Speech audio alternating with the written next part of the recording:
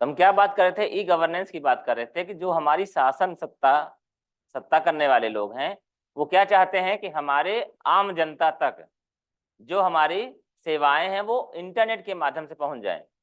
फायदा क्या होता है इससे? ये फायदा होता है कि उनको काम कम करना पड़ता है और सारी चीजें आसानी से आम जनता तक पहुंच जाती है। जिसे एक सिंपल सी बात किया जाए, सबसे ज्यादा जो पॉपुलर चीज है आधार कार्ड, और उससे भी ज्यादा अगर जरूरत की बात किया जाए या जो चीजें परेशान करती है, आधार कार्ड आपको परेशान नहीं करती है, परेशान करती है जमीनी जायदाद से संबंधित जानकारी। आप ये बात जानते हैं कि पटवारी जी कितने बदनाम सही बात है ना, पटवारी बहुत ज्यादा बदनाम है ना इस सब मामलों में।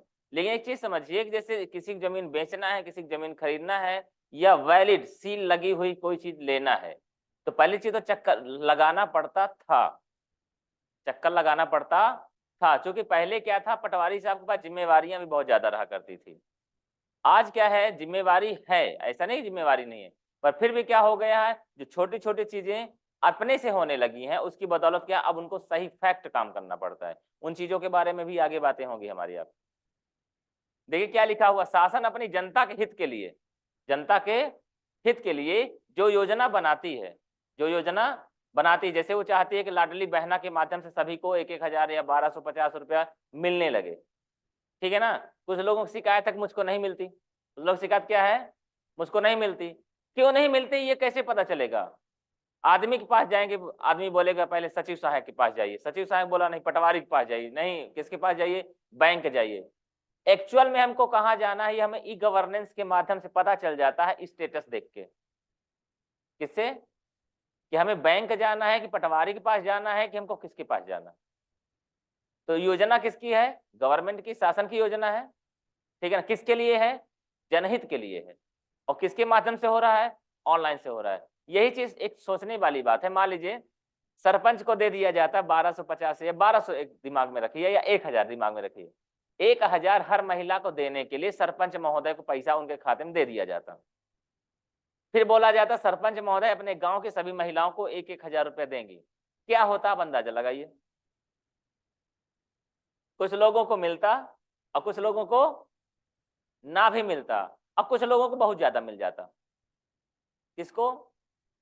पहले नाम ले लिया गया है सरपंच महोदय को, या जो भी उस चीज से जुड़ा हुआ होता ऐसा नहीं होता। और सबसे बड़ी बात बताता हूं आपको, चूंकि आप लोग जुड़े हुए हैं, गांव से हैं आप लोग, गल्ला मिलता है ना, गल्ला मिलता है। गल्ला लेने जब आप जाते हैं, गल्ला मतलब राशन, कहाँ? राशन की दुकान में। जिन लोगों को सरकार के माध्यम से राशन मिलता है उन लोगों को अंगूठा लगाना पड़ता है। अब अगर आपने अंगूठा नहीं लगाया है, भले आपने छोड़ दिया, चाहे 10 किलो मिलता हो चाहे 30 किलो मिलता हो अनाज, वो बेच नहीं सकते राशन की दुकान वाले। ये बात मालूम है आप लोगों को? अगर आपने अंगूठा नहीं लगाया है तो वो दस्तखत करके अपने घर में या किसी को दे नहीं सकते उस राशन को। गवर्नमेंट उस सारी चीजों को बिना काम किए, कोई काम नहीं करती गवर्नमेंट, सारा काम कंप्यूटर ऑटोमेटिक कर लेता है कि फलाने प्रसाद राशन की दुकान वालों ने कितने लोगों को कितने किलो अनाज दिया है और कितने लोग अभी नहीं ले गए हैं। और मान लीजिए उन्होंने 1 टन गेहूं भिजवाया, सपोज करने वाली बात है, 1 टन गेहूं भिजवाया, ठीक है ना, और उसमें से क्या किया, आधा टन बिक गया या जो भी हिस्सा बिक गया, जितना बचा है ना उनको अपने स्टॉक में रखना पड़ेगा। और वो स्टॉक अगले नेक्स्ट मंथ क्या हो जाएगा, एड ऑन हो जाएगा।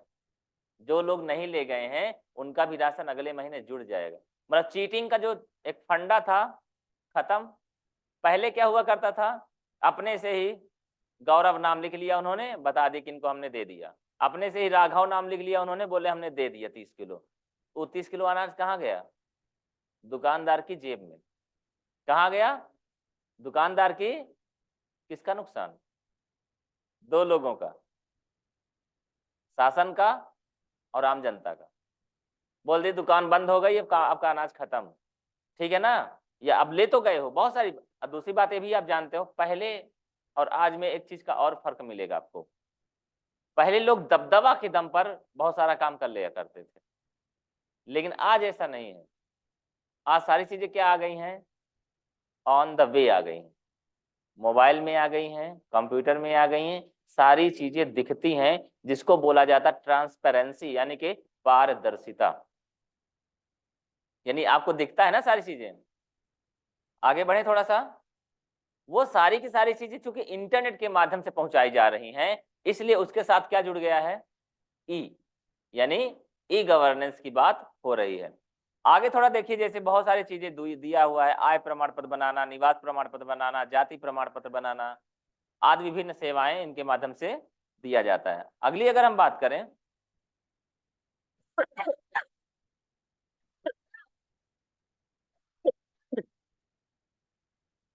ई गवर्नेंस और ई गवर्नेंस, ई गवर्नमेंट और ई गवर्नेंस में एक्चुअल अंतर क्या, मिलता जुलता हुआ शब्द है, मिलता जुलता हुआ शब्द है ना। शासन क्या करता है, वो आदेश देता है। मोदी जी क्या करते हैं, योजना बनाते हैं, किसके माध्यम से, वो लीडर हो गए, ठीक है ना। और बाकी जो उनके मंत्री क्या हो गए, सहयोगी हो गए। उन्होंने एक योजना बनाई, सलाह भी लेते, सलाहकार भी होते हैं उनके, उनके भी होते हैं, और जो ग्रुप मेंबर होते हैं उनसे भी वो सलाह लेते हैं। सलाह अच्छी लग गई उनको, तो उसको इम्प्लीमेंट करने के लिए सभी से सहयोग भी लेते हैं। उसी में एक हिस्सा होता है क्या, हमारा ई गवर्नेंस। अगर पहले नंबर में बात किया जाए गवर्नमेंट की, तो गवर्नमेंट क्या हो गया, शासक। कौन हो गया, शासक। और गवर्नेंस क्या हो गया, शासन। दोनों चीजों को यदि आप एकदम स्पष्ट हिंदी में दिमाग में बैठा के रखेंगे, तो कोई दिक्कत नहीं आएगी आपको लिखने में, कोई दिक्कत नहीं आएगी आपको लिखने में। ये बात समझ में आ गई ना, शासन और शासक। तो शासक कौन होता है, गवर्नमेंट होता है। और शासन क्या होता है, जो वो नीतियां रणनीतियां बनाता है कि हमारे आम जनता को या हमारे लिए भी क्या फायदेमंद है। वो सिर्फ ये नहीं सोचता कि लाडली बहनाओं को 1-1 हजार रुपया दे दो, वो ये भी सोचता है कि हमको पैसा चाहिए तो कैसे पेट्रोल का दाम बढ़ा दो, ठीक है ना। उसको रिवेन्यू जनरेट करना है ना, तो ये भी जानता है कि कैसे टैक्स बढ़ा दो। ये किसका काम है, गवर्नमेंट का काम है। किसका काम है पहली बात सुपर स्ट्रक्चर यानी रणनीति कौन बनाता है, गवर्नमेंट बनाती है। कौन बनाता है, गवर्नमेंट बनाती है कि हमको ये काम करना है, कितने पॉइंट की जरूरत पड़ेगी, किन किन लोगों को इन्वॉल्व करना पड़ेगा, फाइनली ये काम कैसे सक्सेस की तरफ मूव करेगा। फिर ई गवर्नेंस आपकी सहयोग क्या करता है, उसको फंक्शनैलिटी में लेके आता है, फाइनली उसका क्रियान्वयन कराता है। क्या कराता है, क्रियान्वयन कराता है। आप लोग लिखने में ज्यादा ध्यान ना दीजिए सर, मार दो गोली, ठीक है ना, हम आपके ग्रुप में डाल देंगे यही पीपीटी, ठीक रहेगा आपके लिए। भाषण सुनो, जो सुनने आए, कथा सुनो, दिमाग में पहुंचेगा तो लिख लोगे। क्लियर है बात ना, हम डाल देंगे, ज्यादा दिक्कत है तो आपको व्हाट्सएप में मिल जाएगा। क्लियर है, आगे बढ़े। तो क्या बात कर रहे हैं, हमारा जो शासक है वो क्या करता है, वो योजना बनाता है, रणनीति बनाता है कि फाइनली हमको ये काम करना है, कैसे होगा। हम लेटेस्ट में लाडली बहना किस लिए नाम लेते हैं, क्योंकि उस चीज को झेल चुके हो आप, उस चीजों को देखा है आपने। उन्होंने रणनीति क्या बनाई, उस समय चल रहा था ई केवाईसी करवाओगे तो फ्री में करवाएंगे, मामा जी ने बोला था बोला था ना उन्होंने। उन्होंने देखा ई केवाईसी करने में भी 50 रुपया 100 रुपया लिया जा रहा है, बहुत सारे लोगों को जेल का भी सामना करना पड़ा, जेल भी गए, खबर भी बनी, वो बात अलग है। लेकिन फाइनली उन्होंने ये देखा कि यदि हम ऑनलाइन फॉर्म भरवाने लगेंगे, ऑनलाइन फॉर्म भरवाते हैं, तो ऑनलाइन के लिए भी बहनों को, लाडली बहनों को पैसा देना पड़ेगा। उन्होंने क्या किया, ये जिम्मेदारी किसको दे दी, सचिव और सरपंच महोदय को दे दिया, लोकल बॉडी को दे दिया। सही बात है ना। उससे बेनिफिट क्या हुआ बेनिफिट दो हुए। पहला बेनिफिट ये हुआ, क्योंकि लोकल बॉडी सरपंच है तो पहचानता है फलाना औरत हमारे गांव की है कि, पहला बेनिफिट हुआ। दूसरी बात ये हुआ कि यदि कोई आप फॉल्ट करते हैं तो कौन जाएगा जेल, सरपंच जाएंगे या सचिव जाएंगे। डर से सही काम किया उन्होंने, और उस समय एकदम गर्मा गर्मी चल ही रहा था कि 1 भी रुपया लिया आपने तो जाओगे फिर फलाने, ऐसी दिक्कतें थी ना, उन चीजों से बच गया। आम जनता के लिए फायदा इस बात का हुआ कि उसका 1 भी रुपया नहीं लगा, उसका पैसा नहीं लगा। तो ये चीजें किसके लिए थे, फंक्शनैलिटी के लिए था। किसके माध्यम से करवाया उन्होंने, ऑनलाइन करवाया।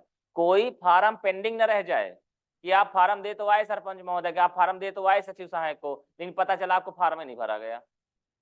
यह भी होता था ना, मतलब आमतौर में कोई दूसरे चीजों की बात करें तो ऐसा भी मुमकिन था। उन्होंने क्या करवाया, ऑनलाइन फार्म भरवाया था, लाइव फोटो खिंचवाया था।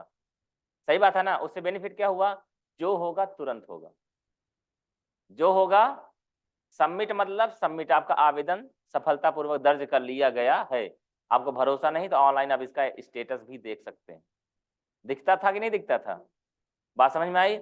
अगली बात करते हैं डिसीजन, निर्णय कौन लेता है कि 1000 देना है कि 1250 देना है, शासन लेता है। कौन लेता है, शासन। अच्छा, पेट्रोल का दाम कौन कितना बढ़ना है, कौन लेता है डिसीजन, गवर्नमेंट लेती है, ठीक है ना। कहाँ रोड बनवानी है, कौन लेता है डिसीजन, ये बात कौन लेता है, शासन लेता है। इसलिए वो चीजें किधर हैं, गवर्नमेंट की तरफ है। और उसको किस तरीके से काम करना है, प्रोसेस क्या होगी, कौन करता है, गवर्नेंस के, शासन के माध्यम से। एक चीज का और ध्यान रखिएगा, शासन में निर्णय लेती है सरकार, निर्णय कौन लेती है, लेकिन काम कौन करते हैं, उनके कर्मचारी, उनके जो सहयोगी हैं वो लोग काम करते हैं। अगली बात आती है रूल्स, यानी नियम। रूल्स मतलब नियम कौन बनाएगा, गवर्नमेंट बनाएगा। कोरोना के समय में किसी भी मंदिर में भीड़ ना लगे, इसलिए उसमें चौका लगा दीजिए, अन्यथा दरवाजा बंद कर दीजिए। किसने बोला, और काम किसने करवाया, फॉलो किसने करवाया, उनके कर्मचारियों ने, ठीक है ना। तो जो काम हुआ उसको बोलते गवर्नेंस, और जिसने काम करवाया उसको बोलते गवर्नमेंट। दिमाग में दोनों चीजें क्लियर चल रही हैं। आगे बात करिए इम्प्लीमेंटेशन, काम हो रहा है कि नहीं। 181 नंबर क्या है, नंबर क्या है, 100 डायल, ठीक है ना। वो क्या कर रहा है, मॉनिटरिंग कर रहा है। यदि आपको कोई दिक्कत है तो आप 100 नंबर लगाइए, यदि आपको कोई दिक्कत है 181 लगाइए। हम बताएंगे कि समस्या कहाँ तक पहुंची है, ये समस्या का समाधान होगा। आप गलत हैं तो आपके साथ होगा, और कोई दूसरा व्यक्ति, लोकल बॉडी, कोई अधिकारी गलत है तो उसके साथ निर्णय लिया जाएगा, ठीक है ना। तो वो इम्प्लीमेंटेशन कौन करवाता है, हमारा प्रशासन, ठीक है, हमारा गवर्नमेंट। और उसको किसके माध्यम से करवाता है, गवर्नेंस के माध्यम से। अभी हम आपको एक चीज और बताते हैं, जैसे आउटपुट। आपने कभी मोदी जी का भाषण सुनिए, या गांधी जी का भी भाषण सुन सकते हैं, कोई जरूरी नहीं है। हमारी सरकार थी तो हमने इतने करोड़ लोगों को ये पेंशन दिया, वगैरह वगैरह। हमारी सरकार ने इतने लोगों को सोशल सिक्योरिटी दिया, इतने करोड़ लोगों के घर में जल पहुंचाया, नल जल योजना के माध्यम से। ये क्या है, आउटपुट। क्या है ये, यानी इतने लोगों को हमने बेनिफिट दिया, इतने लोगों का घर बनाया, इतने लोगों को रसोई के धुएं से बचाया। ये सब होती रहती ना चर्चाएं। आउटकम्स मतलब एक्चुअल में आपको क्या बेनिफिट हुआ, एक्चुअल में आपको क्या बेनिफिट हुआ। आज एक और बेनिफिट हुआ है कि आपको किसी भी योजना का लाभ लेने के लिए भटकने की जरूरत नहीं पड़ती। आपको यदि ऐसी जानकारी चाहिए कि हमें हमारे नाम से कितनी जमीन है, इत्तेफाक से ऐसा हुआ कि मान लीजिए अभी तो मूवी आई थी एनिमल मूवी, मैंने देखा नहीं पर थोड़ा सा क्लू याद है, इसलिए मैं बताना चाहूंगा।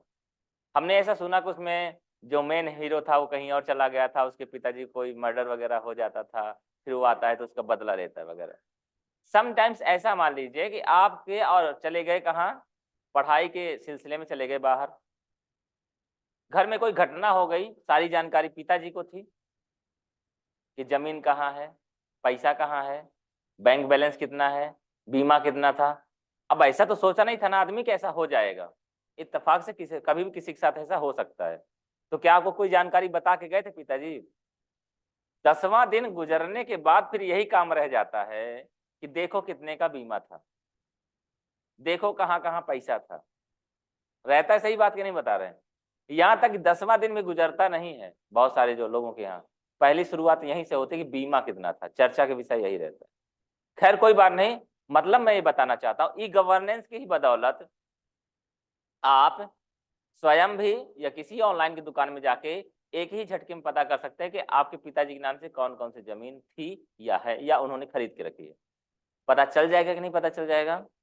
पता चल जाएगा ना।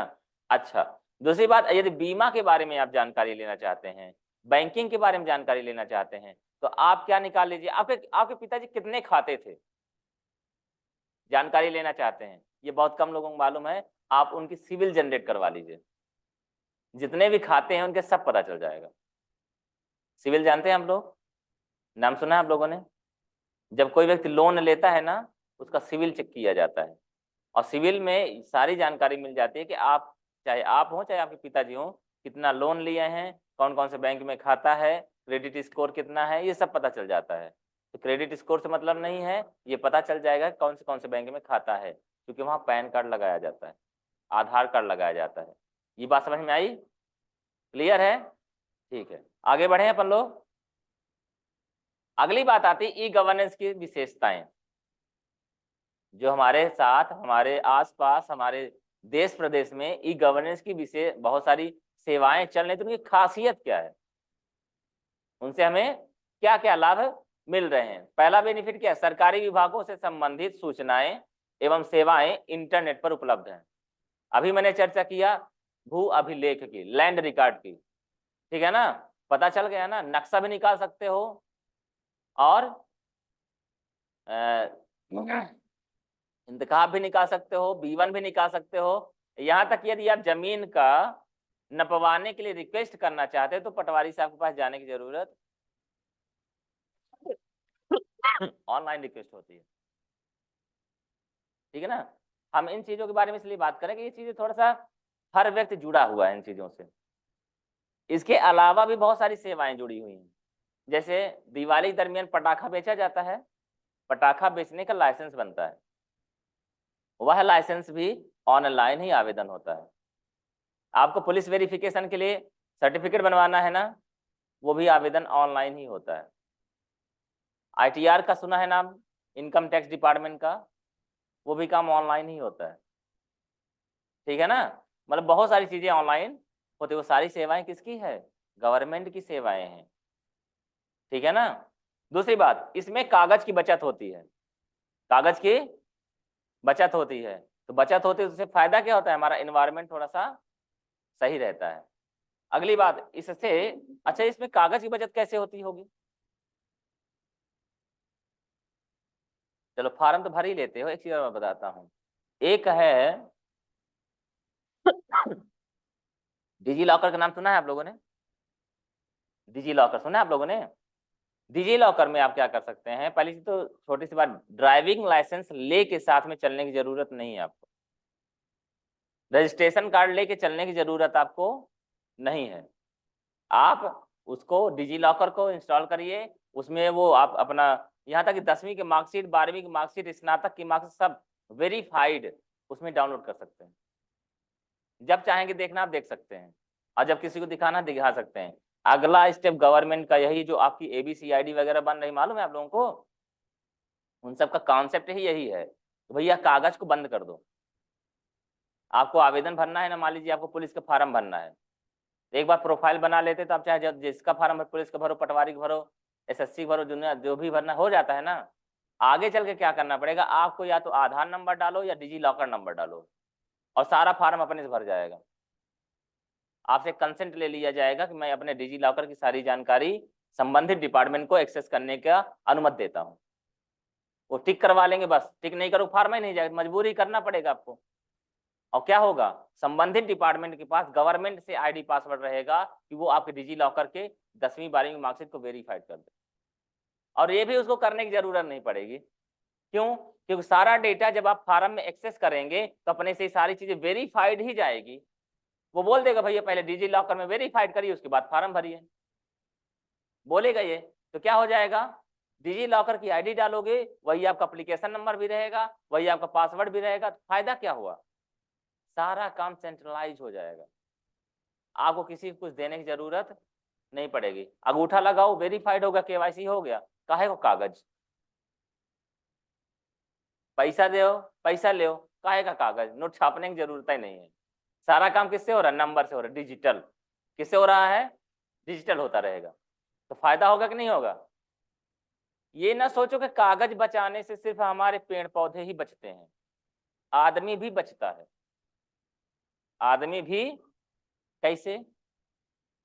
ऑफिस में एक आदमी नहीं रखना पड़ेगा, आदमी बच गया ना, उसका पैसा भी बच गया, उसका खर्चा भी बच गया, उसका खर्चा भी बच गया। ये सारी चीजें आगे चल के कॉस्ट कटिंग में हम आपको बताएंगे। अगली बात क्या आती है? इससे टेली कॉन्फ्रेंसिंग संभव हुआ। मीटिंग होने वाली है किसके साथ? पीएम मोदी जी के साथ। किसकी? आपकी कलेक्टर महोदय जी के साथ।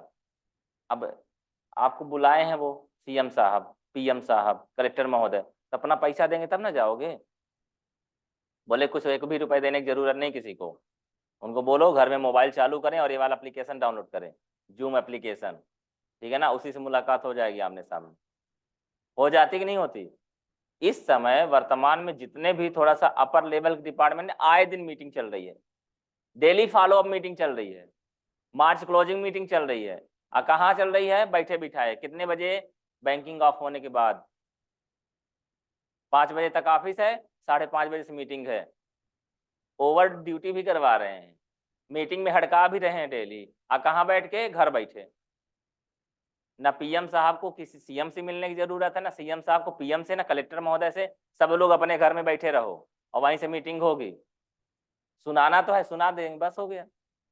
और काम चाहिए कल। अब 1 to 1 मुलाकात होती है। कैसे होती है? 1 to 1। फायदा क्या हुआ?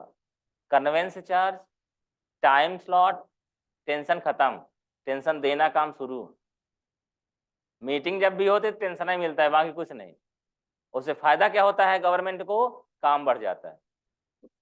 किसी से आप मान लीजिए काम करवाने के लिए आपने पटवारी साहब को दिया काम, ठीक है ना, अब वो कर नहीं रहे हैं, इधर उधर बातें कर रहे हैं। कलेक्टर में आपने कोई आवेदन दिया, कलेक्ट्रेट में आपका काम नहीं हो रहा है, आपने कंप्लेन कर दिया 181 में। किसमें कर दिया? 181 से फॉलो अप चालू हो जाती है ना, लेवल 1, लेवल 2, लेवल 3। मान लीजिए वो नहीं सुन रहे हैं, तो चलो तुरंत बात कराओ कॉन्फ्रेंस में। अगर नहीं बात होती तो लाइव वो बात मत करे, मुझे अब लाइव लीजिएगा, ठीक है ना, वीडियो कॉलिंग कीजिएगा, मैं बात करूंगा। तो क्या बात करेगा सामने वाला? नहीं बात करेगा, करेगा ना, मजबूरी हो गई ना। टेक्नोलॉजी का यही फायदा और यही नुकसान। जो नहीं काम करना चाहता उसको काम करना पड़ रहा है ना फायदा, ठीक है ना, और चीटिंग नहीं करना पड़ेगा। आगे देखिए, इससे कार्यों की पुनरावृत्ति नहीं होती। लाडली बहना गई फार्म जमा, हमको लगता है हमारे हमने वोट नहीं दिया, तो जब गए तो वो बोले कि तू चले आए, हमका लागत फार्म हमारा नहीं जमा करी, तो अगर देख ले फर्मा नहीं तो अपना ही जमा कर दे।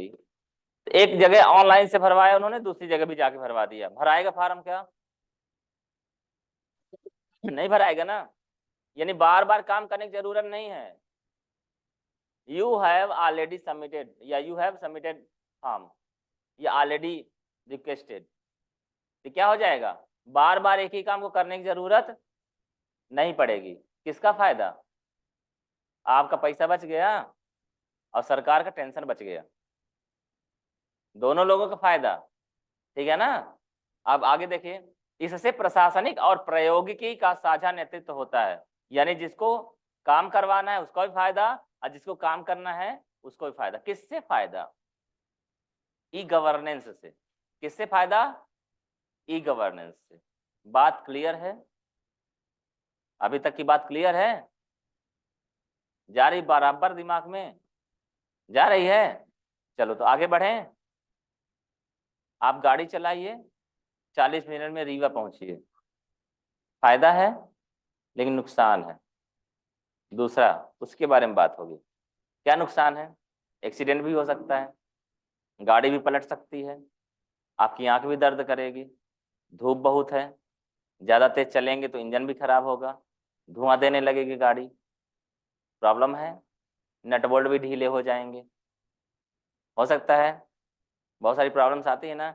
उसी प्रकार से ई गवर्नेंस में भी कुछ ना कुछ प्रॉब्लम है, चैलेंजेस हैं कि एक्चुअल में बातें तो बहुत की जा रही हैं कि हम हर घर में जल पहुंचाएंगे, ठीक है ना, लेकिन फिर भी हमको पानी भरने के लिए अलग से 2 घंटा समय क्यों निकालना पड़ रहा है? हम 24 घंटे बिजली पहुंचाएंगे, फिर भी शाम को मच्छर से क्यों कटवाया जा रहा है? बात यही है ना। चाहते तो बहुत हैं, अच्छा ठीक है ना, हम हर युवा को रोजगार दिलाएंगे, लेकिन फिर भी युवा को भटकना क्यों पड़ रहा है? ठीक है ना, वो सोच है और ये सच्चाई है। वो क्या है? सोच है, और ये क्या है? सच्चाई है। ठीक है ना। तो क्यों हो रहा है? अनेक भाषाएं, क्योंकि हिंदुस्तान में एक भाषा नहीं बोली जाती है कि हिंदी बस बोली जाती हो, कि अंग्रेजी बस बोली जाती हो, कि उर्दू बस बोली जाती हो। यहाँ तो कम से कम सैकड़ों भाषाएं हैं। तो किसी को हिंदी समझ में आती, किसी को बघेली समझ में आती है। तो बोले भैया हमको तो ये बातें समझ में नहीं आती है। प्रॉब्लम है ना, इसलिए वो सेवा नहीं ले पाएगा। क्या ले पाएगा? पहली बात। दूसरी बात, साक्षरता की कमी। हर व्यक्ति पढ़ा लिखा तो नहीं है, काला अक्षर भैंस बराबर। तो उसके लिए तो चाहे काका काका लिखा हो, चाहे ABCD लिखा हो, और चाहे 1 2 3 लिखा हो, चाहे अरेबियन में लिखा हो, चाहे जिसमें लिखा हुआ हो, तो उसको कोई फर्क नहीं पड़ता है। कंप्यूटर साक्षरता की कमी। पढ़ा लिखा भी है आदमी, लेकिन कंप्यूटर नहीं चला पा रहा है, मोबाइल नहीं चला पा रहा है, तो भी वो उसका सेवा नहीं ले पाएगा। क्या ले पाएगा? उसको दूसरे की मदद लेना पड़ेगा, या उसको थोड़ा सा समय लगेगा चीजों को एक्सेस करने के लिए। इसकी वजह से ई गवर्नेंस वाली सेवाएं प्रॉपर तरीके से डिलीवर नहीं हो पा रही हैं। जैसा चाह रहे हैं वैसा नहीं हो पा रहा है। आज भी लोग जाते हैं, बोलते हैं कंप्लेन करने के लिए कहाँ जाना पड़ा? थाने में जाना पड़ा। थाने में कोई बोल टाइपिंग करवा के ले आओ, टाइपिंग करवाने के बाद टाइपिंग करते नहीं। ये बहुत सारे चैलेंजेस हैं सामने। अगली बात आती है एकीकृत सेवाओं का अभाव। एकीकृत मतलब, एकीकृत मतलब होता है एक ही जगह यदि सारा काम हो जाए। आप बैंक जाते हैं इंडियन बैंक में, तो वहां भी आधार कार्ड और पैन कार्ड दे रहे हैं। यूनियन में जाते हैं, वहां भी आधार कार्ड पैन कार्ड दे रहे हैं। ये जो सेवाएं किसको दे रहे हैं? अपन बैंक को दे रहे हैं ना, RBI को ही दे रहे हैं ना। तो एक ही जगह से सारी जगह हमारा आधार कार्ड पैन कार्ड भेज दो ना भैया, क्या दिक्कत है? अब दोबारा गए, बोले KYC कराओ, फिर भी आधार कार्ड पैन कार्ड दे रहे हैं। आधार कार्ड पैन कार्ड जब आपके सिस्टम में डला हो तो बार बार हमसे लेने की क्या जरूरत है? नहीं जरूरत है ना। तो एक्चुअल में क्या है, हर जगह अलग अलग स्टाइल में काम हो रहा है। 6वीं में जाओ तो भी एडमिशन फार्म भरो, 7वीं में जाओ तो भी एडमिशन फार्म भरो, 8वीं में जाओ तो भी एडमिशन फार्म। ये हर बार एडमिशन काहे करवा रहे? पढ़ते तो हम उसी स्कूल में रहे हैं। तो एकीकृत सेवाएं चाहिए हमें, कि एक जगह हमने काम कर दिया, जहां जहां मर्जी है वहां कनेक्शन लो। ठीक है, हर बल्ब के लिए बिजली का कनेक्शन लेना जरूरी है क्या? एक बार कनेक्शन ले लिए, जितनी मर्जी उतनी जलाओ, बिल दो, बस हो गया। इसी से ना मतलब है। अगली बात आती लागत। लागत मतलब कई जगह से है। अगर मोबाइल खरीदोगे तब भी लागत की बात आएगी, कंप्यूटर में काम करवाओगे तब भी लागत की बात आएगी, ऑनलाइन फॉर्म भरवाओगे तब भी लागत की बात आएगी।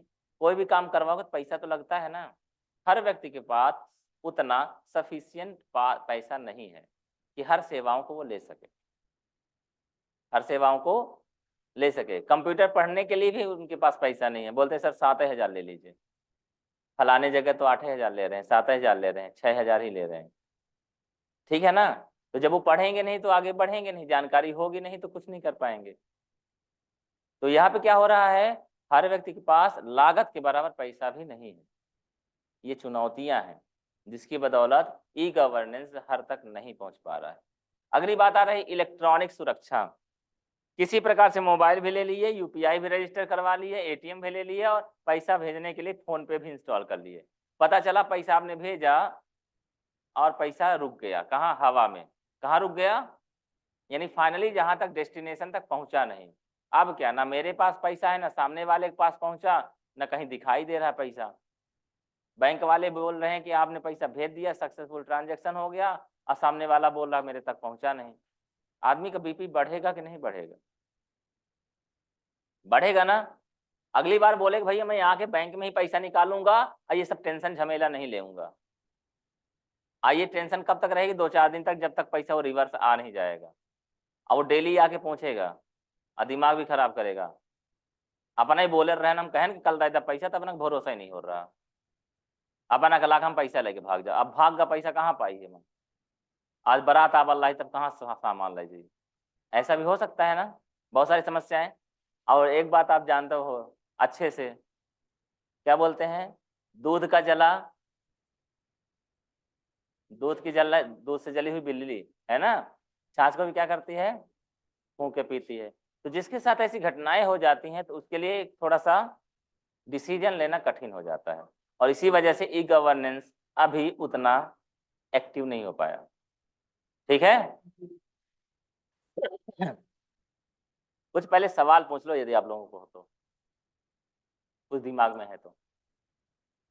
कि कथा बढ़िया चल रही है, बढ़िया चल रही कथा, अच्छा लग रहा है? तो बोले वृंदावन बिहारी लाल की जय। चलो, तो प्रथम अध्याय खत्म होता है, हम आगे आते हैं किसके लिए, ई गवर्नेंस की आवश्यकता क्या है, ई गवर्नेंस की क्यों आवश्यकता है, हम क्यों पढ़ें, हम क्यों इसका इस्तेमाल करें। पहले नंबर में दिया है विकास के लिए ई गवर्नेंस बहुत आवश्यक है। पहला है ऑटोमेशन। पहला क्या है, ऑटो। आपने आधार बनवाया, फिर कहीं जाके सिफारिश करना पड़ता है, अपने से बन जाता है, यानी काम अपने से हो रहा है, काम अपने से हो रहा है, तो अच्छा लगा ना। आपने आवेदन फार्म भरा पुलिस का, फिर जाकर कहीं सिफारिश करना पड़ता, भैया हमारा एडमिट कार्ड जनरेट कर दीजिए, अपने से हो रहा है ना। ठीक है, आपने बैंक में पैसा जमा कर दिया, फिर अगले 3 महीने बाद आपके खाते में ब्याज जो आती है तो किसी से सिफारिश करना पड़ता है, अपने से हो रहा है ना। ये सारी चीजें क्या कहलाती, ऑटोमेशन। क्या कहलाती हैं, बटन दबा दो अपने से सारा काम होता रहे, आप पैसा फिक्स कर दो अपने से ही ब्याज जुड़ता रहेगा, तो क्या कहलाता है, ऑटोमेशन। अगली बात आती इन्फॉर्मेटाइजेशन, यानी सूचना आप तक पहुंचती रहे। आपके मैसेज मोबाइल में मैसेज आ जाता है कि आपके खाते में 10,000 रुपये क्रेडिट हो गए, और ये भी मैसेज आ जाता है कि कल आपका जो है रिचार्ज खत्म होने वाला है, आता है ना मैसेज वाला। यहाँ तक कि फोन भी आ जाता है। अब फोन लगाते समय तो दिमाग भी चर लेता है, पहले क्या करेगा, 1 मिनट की रिंगटोन बजाएगा, प्रिय ग्राहक आपकी आउटगोइंग कॉल कल से बंद हो जाएगी, है ना। सेवाओं को सुचारू रूप से जारी रखने के लिए जल्दी ही रिचार्ज करें, बेस्ट प्लान जानने के लिए एक दबाएं, यही बताता है। ठीक है ना, खैर कोई बात नहीं, बसाते वो सब क्या है, आपको सूचित कर रहा है, सूचनाएं दे रहा है। अगली बात आती ट्रांसफॉर्मेशन, बदलाव। क्या हो रहा है, बदलाव। आपको मजा आता है कि नहीं आता है जब आप सारी सेवाओं को ऑनलाइन ही ले लेते हैं, घर बैठे आपको पता करना है कौन कौन सी वैकेंसी निकली है, किसी से पूछना ना पड़े, घर बैठे आपको एक एप्लीकेशन के माध्यम से पता चल जाए, फायदा है ना। तो किसी से पूछना है, किसी से बताना है, बता दोगे तो उसको भी जानकारी हो जाएगी। ठीक है ना, और क्या करना है, फार्म भर के अपनी नौकरी लगवा लेना है। ठीक है, तो क्या हो रहा है, ऐसा क्या कर पाओगे आप, उसके पास भी वही एप्लीकेशन है, उसके पास भी यूट्यूब है, और उसने भी वही चैनल सब्सक्राइब करके रखा है, ऐसा है ना। कौन सा वाला, Garvi public school and computer centre वाला। ठीक है, तो लाइक करें, सब्सक्राइब करें और शेयर करें। खैर कोई बात नहीं, मर्जी पड़े तो, नहीं तो कोई जरूरत नहीं। आगे बात करते हैं कटिंग प्रोसेस कॉस्ट। जब सारा काम कंप्यूटर से ऑटोमेटिक हो जाता है तो हमें आदमी बैठाने की जरूरत, जहां 10-10 लोगों की जरूरत पड़ती थी आज उनकी जरूरत नहीं है। बैंक में आप पहले देखते थे बहुत सारे लोग रहा करते थे जो आपकी सेवा किया करते थे। आज कम लोग रहते हैं, क्यों, क्योंकि बैलेंस इंक्वायरी करने बहुत कम लोग जानते जाते हैं। क्यों, मोबाइल में मैसेज से पता कर लेते हैं, उसके क्या नाम से एप्लीकेशन से पता कर लेते हैं, या इंटरनेट बैंकिंग से पता कर लेते हैं। यहाँ तक कि अगर आपको फंड ट्रांसफर करना है तो भी बहुत सारे टूल्स अवेलेबल हो गए हैं, फोन पे, गूगल पे, UPI, net banking, mobile banking, बहुत सारी चीजें आ गई है ना। तो ज्यादातर लोग क्या करते हैं, इसका इस्तेमाल करके भी पैसा ले भी लेते हैं, पैसा भेज भी देते हैं। बैंक अब बहुत कम लोग जाते, मतलब 10 से 20% लोग तब नहीं जाते खाता खुलवाए, और खाता भी खुलवाने के लिए बैंक जाने की जरूरत नहीं है। एक स्लोगन है, अच्छा ग्राहक वही जो बैंक ना जाए कभी, अच्छा ग्राहक वही जो बैंक ना जाए कभी। अपना लेन देन करते रहो, सारे डॉक्यूमेंट आप एकदम अपडेट रखो ना, केवाईसी कराना पड़ेगा ना मोबाइल, एक बार बस सही काम कराओ, सही काम कराओ, टेंशन फ्री हो जाओ। ठीक है, आगे बढ़ाएं इसको। अगला है मैनेजिंग प्रोसेस परफॉर्मेंस। जिनको बैठाया गया है काम करने के लिए वो बहाना नहीं बना सकते, बहाना नहीं बना सकते। आपको मालूम हो या मनोज सर की तो कहानी है, क्या हुआ कि उनको हमने भेजा प्रिंटर बनवाने के लिए। प्रिंटर हम दे आए, उसने बोला पार्ट्स आएगा 2-3 दिन बाद आ जाएगा तो बनवा देंगे। ठीक ना, वो भी ई गवर्नेंस की ही कहानी है इसलिए बता रहा हूँ। तो भेजे हम, फिर क्या हुआ 2-3 दिन बाद मैंने पूछा कि सर हमारा काम हो गया, तो उन्होंने बोला अभी काम नहीं हुआ है, 1-2 दिन लगेगा, पार्ट्स अभी आ नहीं पाए, डिलीवर नहीं हो, 17 तक आ गया, ऐसा बता ना। और 2-4 दिन और गुजर गए। फिर कुछ और भी काम था, मैंने मनोज सर को भेजा भेजा तो हमें लगा वो आ गया होगा, बन गया होगा। बोले सर अभी 1 हफ्ता बोल रहे हैं आने के लिए, वो पार्ट नहीं आ पाया है। मैंने बोला आप प्रिंटर लेके चलिए। तो उन्होंने बोला प्रिंटर अभी खुला हुआ रखा है। तो मैंने बोला ठीक है, उसको पैक कर दीजिए फिर दे दीजिए। बोले इंजीनियर अभी नहीं आए हैं, 1 घंटे से आते हैं, तुम करवा दो। बोले ठीक है। इंतजार किया हम लोगों ने, 1 घंटा गुजरा, 2 घंटा गुजरा, इंजीनियर साहब आए नहीं। फाइनली ये हुआ कि भाई ऐसा करो, फिर उन्होंने बोला कि सर सामान आ रहा है, 1 घंटे में पहुंच जाएगा, ऐसी बात हुई। तो आया नहीं, 1 घंटे नहीं आया, 2 घंटे नहीं आया। तो हमने बोला भैया दे दो प्रिंटर, क्या दिक्कत है आपको। बोले सर उसका सर्विस चार्ज देना पड़ेगा। बनाया नहीं था उन्होंने, बोले सर्विस चार्ज देना पड़ेगा। मैंने बोला कितना। बोले 350। हमने बोला काम तो आपने किया नहीं, किस बात का, और हमने आपको टाइम भी दिया। बोले नहीं सर वो लगता ही है। हमने बोला दे दीजिए, नहीं तो 100 नंबर लगाते हैं। तो बोले 100 नंबर लगा लीजिए, ये क्या होता है। कहाँ के।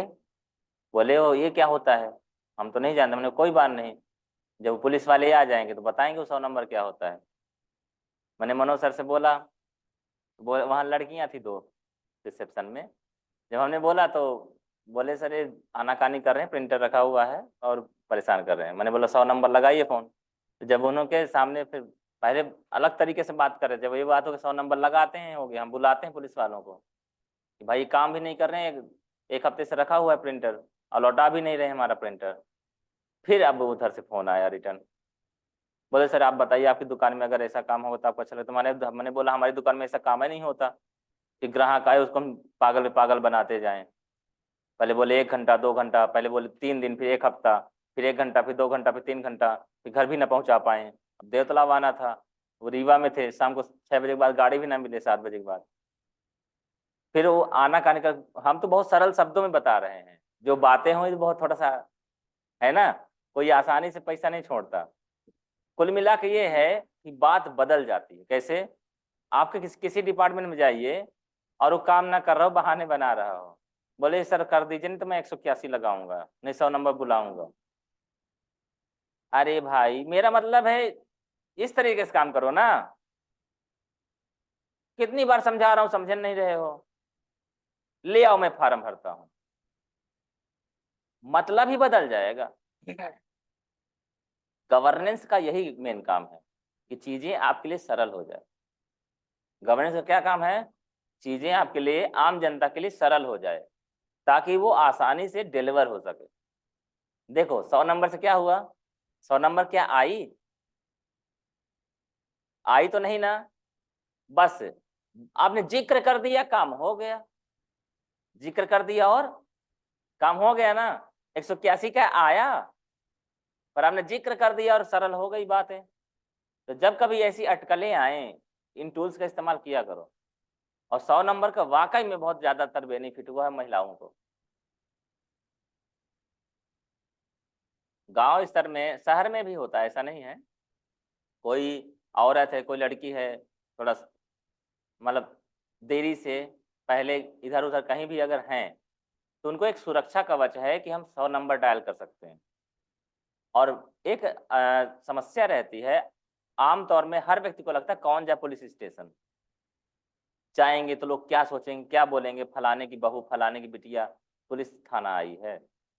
पुलिस थाना जाने की जरूरत नहीं है, आप यहीं से 100 नंबर लगाओ, पुलिस आपके घर आ जाएगी, आ जाएगी ना। फायदा हुआ कि नहीं? पता भी नहीं चला कौन रिपोर्ट करने आया था, अब पुलिस भी आ गई। गवर्नेंस से बेनिफिट हुआ, ई गवर्नेंस से, कि हमारे लिए सेवाएं सरल हो गई ना। आप ही को बोला जाए जाके FIR कर दीजिए, आपको ही तकलीफ हो जाएगी। बशर्ते अगर ये बात हो भैया ये मुझको परेशान कर रहे हैं, डेली दारू पी के आते हैं और परेशान करते हैं, ठीक है ना, क्या हुआ, ठीक है आते हैं बहना, परेशान ना होना। आए साहब जी, जीजा जी को उठा के ले गए। ले जाएंगे नहीं ले जाएंगे, मामा जी तो बैठे हैं ऊपर। कुल मिला क्या हो रहा है, ई गवर्नेंस का मतलब यही है, या तो सीधे तरीके से या टेढ़े तरीके से, सीधे हो जाओ। सीधा होने के लिए गवर्नेंस। क्लियर है बात?